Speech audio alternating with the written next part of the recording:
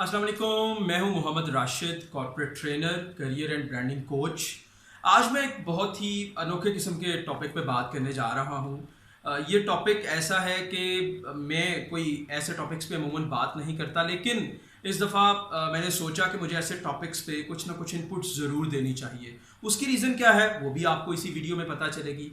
कोई कुछ दिन पहले, ईद से कुछ दिन पहले, आप लोगों ने एक वीडियो वायरल होती हुई देखी होगी सोशल मीडिया पे, जिसमें एक मोहतरमा जो है वो एक मोटरवे पे किसी सिक्योरिटी इदारे के किसी बंदे के साथ झगड़ रही थी। मैं उसकी डिटेल में नहीं जाना चाह रहा, उस वीडियो में क्या हुआ, किसने क्या कहा, क्यों कहा, किसको कहा और लोग किस तरह से ट्रोल कर रहे हैं सोशल मीडिया पे किस इदारे को या किस बंदे को। मैं इन सारी डिटेल से हट के बात करना चाह रहा हूँ और ये जो बात है ये बहुत ज़्यादा सोचने के बाद मैं करने जा रहा हूँ कि जनाब, ऐसा कोई भी अमल होता है तो हमेशा याद रखें कि ये कोई एक फ़र्द या एक इदारा नहीं है जो ऐसा कोई अमल करता है।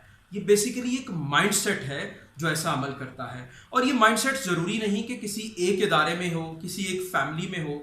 आप ज़रा गौर करें अपने इर्द गिर्द और इवन के अपने आप पे भी गौर करें तो ये माइंडसेट कहीं ना कहीं आपको अपने आप में, अपनी फैमिली के बहुत सारे लोगों में नजर आएगा। आप जरा अपने आप से पूछें कि कभी आपको अगर ट्रैफिक सिग्नल पे किसी वजह से ट्रैफिक वार्डन ने या किसी पुलिस वाले ने रोका है तो आप सबसे पहला अमल क्या करते हैं?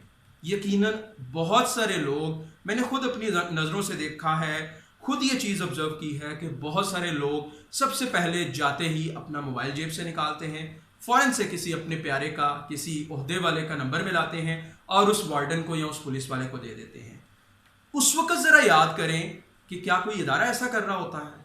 नहीं, ये आपका माइंडसेट है जो ये सब कुछ कर रहा होता है। ज़रा गौर करें कि आपको किसी गवर्नमेंट हॉस्पिटल में खुदा न खास्ता जाना पड़ जाए किसी वजह से, वहाँ पे एक लंबी लाइन लगी हो, वहाँ पे बहुत सारे लोग हों, तो आपकी कोशिश क्या होती है?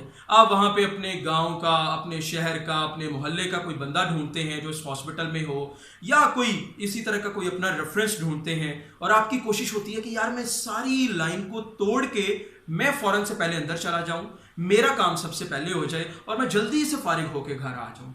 ज़रा यही हालात ज़रा गौर करें जब कभी आपने अपना ID कार्ड बनवाया होगा, नादरा के ऑफिस में आपने देखा होगा एक लंबी लाइन लगी होती है। आपकी कोशिश होती है कि यार अंदर से कोई जानने वाला निकाला जाए जो कि मुझे कोई ऐसा टोकन नंबर दे दे जिससे मेरी बारी बहुत जल्दी आ जाए।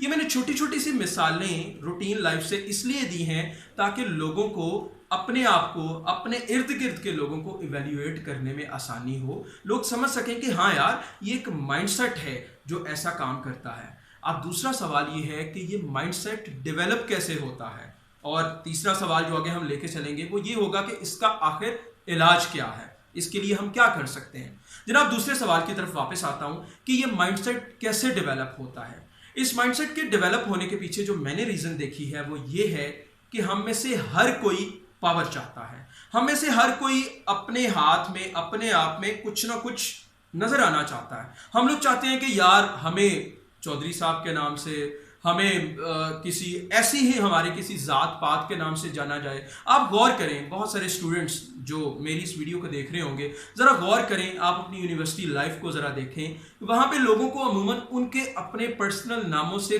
कम लोग पुकारते हैं, उनकी ज़ात के नाम से ज़्यादा पुकारते हैं। मैंने हॉस्टल्स में, मैं चूँकि पंजाब यूनिवर्सिटी का स्टूडेंट रहा हूँ, मैंने खुद देखा है कि हॉस्टल में लोगों ने अपने रूम के बाहर भी इवन के लगाया होता है, अपनी ज़ात का, कास्ट का नाम लिखा होता है और आगे रूम लिखा होता है कि जी ये फलाने का रूम है, फलानी कास्ट वाले का रूम है। और अमूमन क्लास में लोग बुलाते भी एक दूसरे को इसी तरह है, उसकी कास्ट के नाम से।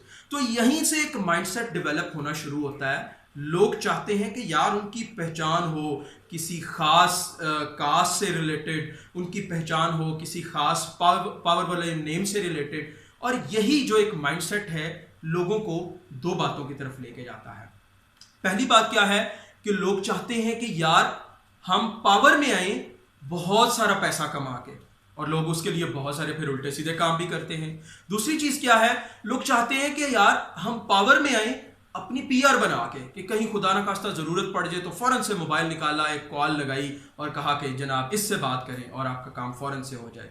जरा गौर करें, क्या मेरी ये बातें सच नहीं है? क्या हम ऐसा ही नहीं करते? मैंने तो इवन के यहां तक देखा है कि बहुत सारे प्रोफेशनली क्वालिफाइड लोग, डॉक्टर्स, इंजीनियर्स, इसी तरह के बहुत सारे लोग सीएसएस का इम्तिहान सिर्फ इसलिए देते हैं कि यार हमारे पास पावर होनी चाहिए, हमारी फैमिली में कोई ऐसा बंदा होना चाहिए कि खुदा न खास्ता कहीं पे कोई ज़रूरत पड़ जाए तो कोई ना कोई तो हो ना जो कहीं पे स्टैंड ले सके। आप ज़रा खुद सोचिए, क्या ऐसा नहीं है? यकीनन आपको जवाब मिलेगा कि हाँ ऐसा ही है।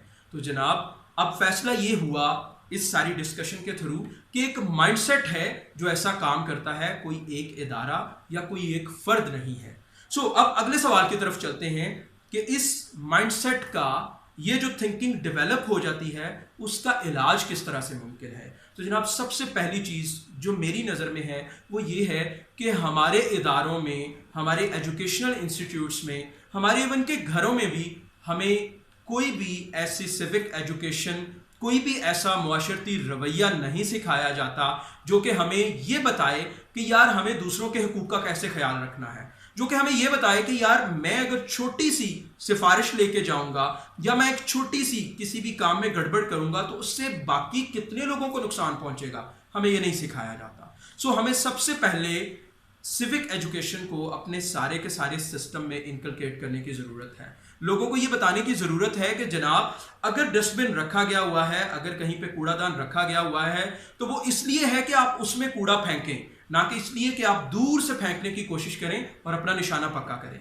लोगों को यह सिखाना पड़ेगा कि जनाब अगर आप ट्रैफिक का सिग्नल तोड़ेंगे तो उससे सिर्फ आपका नुकसान नहीं है, वो जो उस सिग्नल के इर्द गिर्द खड़े बहुत सारे लोग हैं वो भी किसी ट्रैफिक जैम में फंस सकते हैं। लोगों को यह बताना पड़ेगा कि उस ट्रैफिक जैम में कोई एम्बुलेंस भी हो सकती है जिससे किसी के प्यारे की जान जा सकती है। आप जरा गौर करें कि सिर्फ किसी वीआईपी प्रोटोकॉल की वजह से जाने नहीं जाती, जरा गौर करें कि ऐसे बहुत सारे ट्रैफिक जैम्स की वजह से भी जाने जाती हैं। और ये ट्रैफिक जैम बाज़ औक़ात किसी वीआईपी प्रोटोकॉल ने क्रिएट नहीं किया होता। कोई एक ऐसा आता है बंदा जो वहां से बाइक निकालने की कोशिश कर रहा होता है, दूसरी तरफ से सिग्नल खुल जाता है, ट्रैफिक ब्लॉक हो जाती है और पीछे एक लंबी लाइन लग जाती है। आप जरा सोचें कि क्या ऐसा नहीं होता हमारी लाइफ में? यकीनन होता है। तो जनाब, किसी इदारे को, किसी एक फ़र्द को ब्लेम मत करें, इस माइंडसेट को ठीक करने की कोशिश करें। और उसके लिए पहला काम मैंने क्या बताया कि सिविक एजुकेशन को हमारे सारे सिस्टम में इनकलकेट करना चाहिए। हमें हमारे घरों के अंदर भी हमारे बच्चों को सिखाना चाहिए, जब वो एक टॉफ़ी खाते हैं तो उनको बताना चाहिए कि बेटा ये टॉफ़ी का जो रैपर है तुम्हें इसको डस्टबिन में फेंकना है। तुम अगर फ्रूट खाते हो तो उसका छिलका जो है उसको डस्टबिन में फेंको। उससे क्या होगा, एक नई जनरेशन डेवलप होगी, एक नई सोच डेवलप होगी जो कि कंस्ट्रक्टिव होगी, लोग एक दूसरे का भला करने के लिए सोचेंगे। दूसरी चीज़ जिसके थ्रू हम इन सारी चीज़ों का, इस माइंडसेट का इलाज कर सकते हैं वो ये है कि वो लोग जिनको दूसरे लोग फॉलो करते हैं उन लोगों को इन सारे टॉपिक्स के बारे में बात करनी चाहिए, बोलना चाहिए। आप पाकिस्तान में देखें बहुत सारे प्रैंक स्टार्स हैं, वो टिकटॉक पे हैं या यूट्यूब पे हैं, वो अपनी वीडियोस बना के अपलोड कर रहे होते हैं और लोग मिलियंस में उनको फॉलो कर रहे होते हैं। आप पाकिस्तान में देखें कि बहुत सारे मोटिवेशनल स्पीकर्स हैं, बहुत सारे ट्रेनर्स हैं, बहुत सारे ओपिनियन बिल्डर्स हैं। मैं उन सब लोगों से रिक्वेस्ट करता हूं कि खुदारा ऐसे सारे मामलात के ऊपर बोला करें। इस चीज़ को हरगिज़ मत सोचा करें कि यार हमारे ऊपर तनकीद शुरू हो जाएगी, कोई हमारी ट्रोलिंग शुरू कर देगा। करने दें यार, लेकिन कम से कम आप अपना जो एक फ़र्ज़ है, जो आप कर सकते हो, कम से कम वो आप करने की कोशिश कर रहे हो। उससे क्या होगा, कोई ना कोई एक तो सुधरेगा ना, कोई एक तो आपकी बात मानेगा ना, और उससे फिर अल्टीमेटली एक चेंज चलती जाएगी। वो सारे लोग जो ओपिनियन बिल्डर्स हैं, जो कहीं ना कहीं वर्ड ऑफ माउथ क्रिएट करते हैं, जो थिंकिंग के ऊपर काम करते हैं, मेरी उन सब लोगों से गुजारिश है कि आप लोग भी इन सारे टॉपिक्स पे ज़रूर बात किया करें, चाहे मेरी तरह चंद मिनट की एक वीडियो बना के ही। अब उसके बाद जो एक तीसरा सेगमेंट जिस पे मैं बात करना चाहता हूं, जो कि इन सारी चीज़ों में बहुत बड़ा रोल प्ले कर सकता है, वो है हमारा मीडिया। आप कभी गौर करें कि हमारी कौम को बनाने के लिए हमारा मीडिया कितना बड़ा रोल प्ले कर रहा है। आप यकीन करें, मुझे बाज़ औक़ात हंसी आती है। आप अपने 7 बजे से लेकर 10 बजे तक के प्रोग्राम्स देखें, आपको मोस्टली वो प्रोग्राम्स नज़र आएंगे जहां पे आपने स्टेज के अदाकार बिठाए हुए हैं। मैं इन चीज़ों के खिलाफ नहीं हूं, मैं इन सारी एक्टिविटीज़ के खिलाफ नहीं हूं, यहां पे मैं क्लियर करता चलूं। मजाक के थ्रू भी आप बहुत सारी पॉजिटिव चीज़ें क्रिएट करते हो, लेकिन अगर वो मजाक जो है वो अगर स्टैंडर्ड का हो, वो किसी मयार का हो। अगर आप ऐसे किसी प्रोग्राम में बैठे हुए हैं जहां पे आपने स्टेज के अदाकारों को बुलाया हुआ है जो सिर्फ एक दूसरे की शक्लों को गिनवा रहे हैं कि तेरी शक्ल ऐसी है, तेरी शक्ल ऐसी है, तू ऐसा है, तू वैसा है। आप जरा मुझे बताएं कि इस तरह के मजाक से कौन सी डेवलपमेंट हो रही है, कौन सा माइंडसेट डेवलप हो रहा है। मुझे नहीं लगता कि ऐसे मजाक के साथ कौमों की तरबियत होती है। तो जरा गौर करें कि ये जो 7 से 10 वाली स्लॉट है, उसमें क्या यही प्रोग्राम्स जो है वो नहीं चल रहे होते?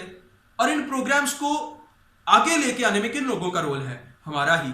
हम ही लोग इन प्रोग्राम्स को बड़े शौक से देखते हैं, जिससे उनकी रेटिंग हाई होती है, और वो लोग भी ऐसे प्रोडक्ट्स बेचने के लिए सामने ले आते हैं। सो मेरी मीडिया से भी ये गुजारिश है कि जनाब अपने इस प्राइम टाइम में कोई ना कोई ऐसे प्रोग्राम्स, कोई ना कोई ऐसा एजुकेशनल स्टफ जरूर रखें जो लोगों की थिंकिंग को डेवलप करे, जो लोगों के अंदर एटलीस्ट एहसास को जिंदा रखे। और वो लोग जो ऐसे प्रोग्राम्स को देख रहे होते हैं, मेरी उन सब लोगों से भी गुजारिश है कि खुदारा सिर्फ अपना मत सोचें, सिर्फ उस वक्त का मत सोचें, जरा अपनी आने वाली जनरेशन्स का भी सोचें कि आप उन जनरेशन्स को किन के हाथों में देके जा रहे हैं, आप उन जनरेशन्स को, अपनी जनरेशन्स को कौन से माइंडसेट के हाथ में देके जा रहे हैं। कल को वो आपसे भी ज्यादा परेशान होंगे और उसमें कसूर आपका भी होगा, जो इन सारी चीज़ों को प्रमोट करने में ऐसे इदारों की, ऐसे बहुत सारे लोगों की हेल्प कर रहे होते हैं जाने अनजाने में। तो जनाब कोशिश करें कि आप लोग भी ऐसे कोई भी मामलात हैं तो उनके ऊपर फौरन से पहले रिएक्शन ना दें, उसकी वजह को समझें और क्या करें, उन वजूहात को दूर करने के लिए जो आपका रोल है वो आप प्ले करने की ज़रूर कोशिश करें। Thank you so much.